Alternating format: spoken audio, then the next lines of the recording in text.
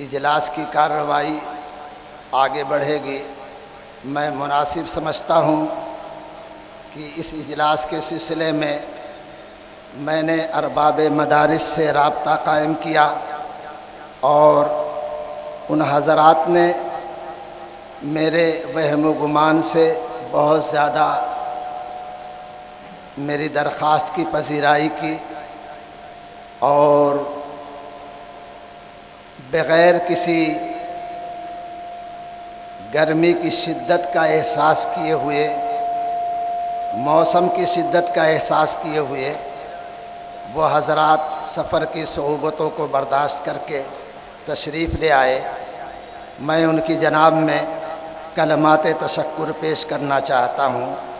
امید ہے کہ آپ حضرات میری کوتاہیوں کو درگزر پر فرمائیں گے اور میرے شکر کے کلمات کو قبولیت سے نوازیں گے۔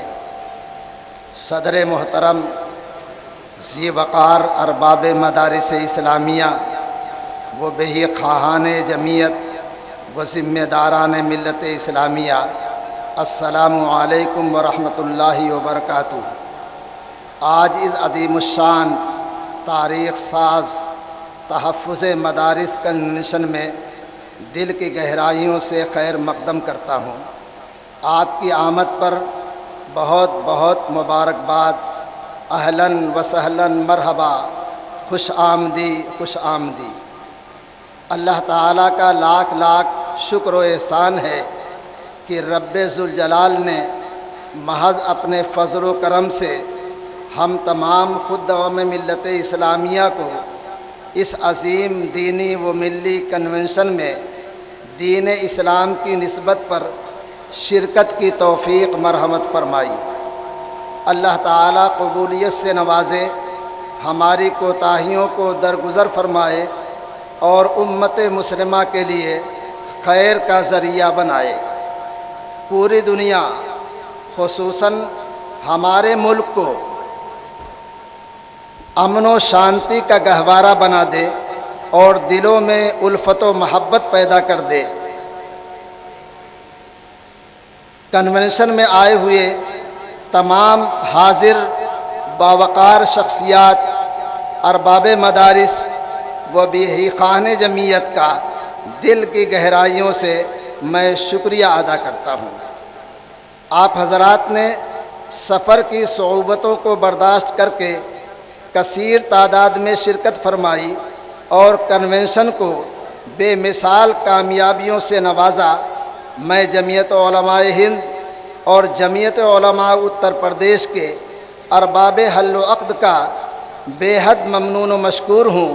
خصوصاً ملت اسلامیہ کے دلوں کی دھڑکن، قوم کے مسیحا، بے لوث و بے باک قیادت کے امین، شیخ الاسلام مولانا حسین احمد مدنی علیہ الرحمہ کے جانشین، شیخ الہند مولانا محمود حسن دیوبندی کی فکروں کے محافظ و پاسبان، قائد ملت حضرت مولانا سید ارشد مدنی، استاذ الاساتذہ و صدر المدرسین و صدر جمعیت علماء ہند دامت برکاتہم کا، انہوں نے تحفظ مدارس کنونشن کے لیے تاریخ مرحمت فرمائی اور اس عظیم کنونشن کے انعقاد کی سعادت مشرقی اتر پردیش، خاص طور سے ضلع اعظم گڑھ کو نوازی۔ اسی کے ساتھ ساتھ میں نواسہ شیخ الاسلام، جرأت و ہمت کا پیکر، خلوص و للہیت کے علمبردار حضرت مولانا سید اشہد رشیدی مد ظلہ العالی، جن کی سرپرستی و رہنمائی، انتظام و انصرام میں یہ عظیم الشان کنونشن بے انتہا کامیابیوں کے ساتھ منعقد ہوا ہے۔ میں اپنے کرم فرما مشفق دوست مولانا مفتی سید معصوم ثاقب صاحب، جنرل سیکریٹری جمعیت علماء ہند کا بے حد شکر گزار ہوں۔ انہوں نے مصروفیت کے زمانے میں وقت نکال کر تشریف لے آئے اور ہماری حوصلہ افزائی فرمائی۔ عزیزم مولانا کعب رشیدی، ایڈوکیٹ سلمہ اللہ تعالی کا بھی شکریہ ادا کرتا ہوں کہ گوناگوں مصروفیات کے باوجود تشریف لا کر ارباب مدارس کی مشکلات کے حل کے لیے قانونی رہنمائی فرمائی۔ اللہ تعالیٰ اکابر و اصاغر کی عمروں میں برکت عطا فرمائے، عافیت سے نوازے۔ خصوصاً حضرت دامت برکاتہم کا سائے عاطفت تا دیر ہمارے سروں پر قائم رکھے۔ اہل مدارس کا جھوک در جھوک والہانہ انداز میں شرکت کرنے سے دل باغ باغ ہے۔ شکریہ کے لیے الفاظ کا دامن تنگ ہے۔ خصوصاً مختلف مکاتب فکر کے مدارس اسلامیہ کا یہ یونیورسٹی کہلانے والا ادارہ جامعہ اشرفیہ مبارک پور، شیعہ مکتب فکر کا مرکزی ادارہ باب العلم اور اہل حدیث کا مرکزی ادارہ جامعہ سلفیہ مدرسہ عالیہ وغیرہ کا شکر گزار ہوں۔ انہوں نے ہماری دعوت قبول فرمائی اور بے مثال قومی یکجہتی کا مظاہرہ کیا۔ علاقہ اور دور دراز کے مدارس کے ذمہ داران کا بھی شکریہ ادا کرتے ہیں۔ انہوں نے مدارس کے تئیں اپنی ذمہ داریوں کو محسوس کرتے ہوئے وہم و گمان سے زیادہ تعداد میں شریک ہو کر کنونشن میں 4 چاند لگا دیا۔ اللہ تعالیٰ آپ تمام حضرات کے قیمتی مخلصانہ جذبات کو قبول فرمائے اور مدارس اسلامیہ کے اس عظیم اتحاد کو قائم و دائم رکھے اور استحکام عطا فرمائے۔ حضرات گرامی قدر، مدارس اسلامیہ ملت کا عظیم مایہ ناز سرمایہ ہے جس کا تحفظ ملت اسلامیہ کی مشترکہ ذمہ داری ہے۔ ملک میں اس کی سنہری تاریخ ہے اور روشن کردار ہے۔ مدارس کے تحفظ کے عنوان سے ہر مکتب فکر کا ایک منچ پر جمع ہونا ملت اسلامیہ کے لیے باعث فخر اور مستقبل کے لیے فعال نیک ہے۔ اس تاریخی موقع پر میں مدارس اسلامیہ کی توجہ اس طرف مبذول کرانا چاہتا ہوں کہ اسلام کی تاریخ میں روز اول سے مدارس اسلامیہ کا وجود ملتا ہے۔ ملک میں آزادی کے بعد رائٹ ٹو ایجوکیشن ایکٹ کی صورت میں بلا روک ٹوک مدارس اسلامیہ قائم کرنے اور چلانے کی آزادی حاصل رہی ہے۔ 2009 میں ترمیم کر کے اس آزادی کے استثناء کو ختم کر دیا گیا تھا، لیکن ملک میں اس کے خلاف جب آواز اٹھی تو 2012 میں پارلیمنٹ میں ترمیم کر کے بحال کر دیا گیا اور آج تک وہ قانون موجود ہے۔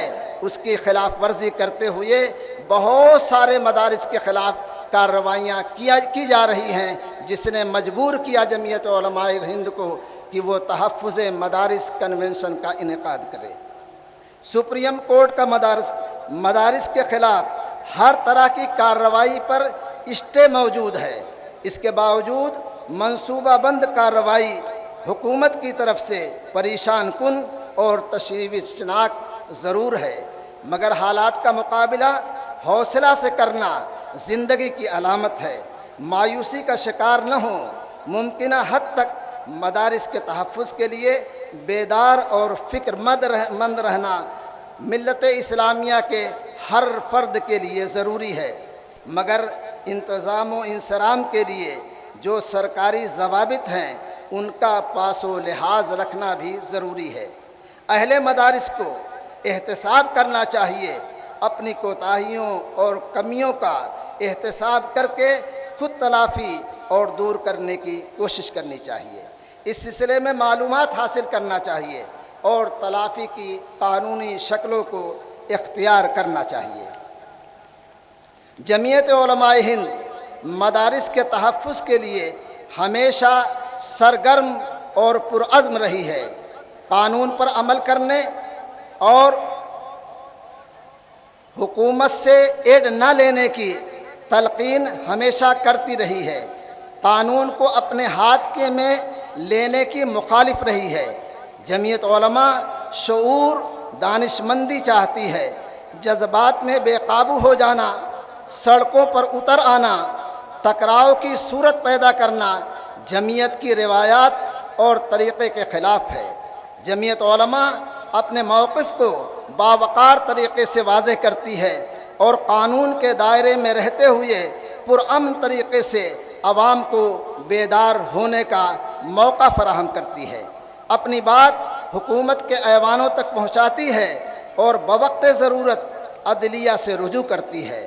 الحمدللہ اسی باوقار اور پرعزم طریقے سے جمعیت علماء ہند نے اپنے مقاصد میں ہمیشہ کامیابی حاصل کی ہے اور انشاءاللہ آئندہ بھی حاصل کرتی رہے گی۔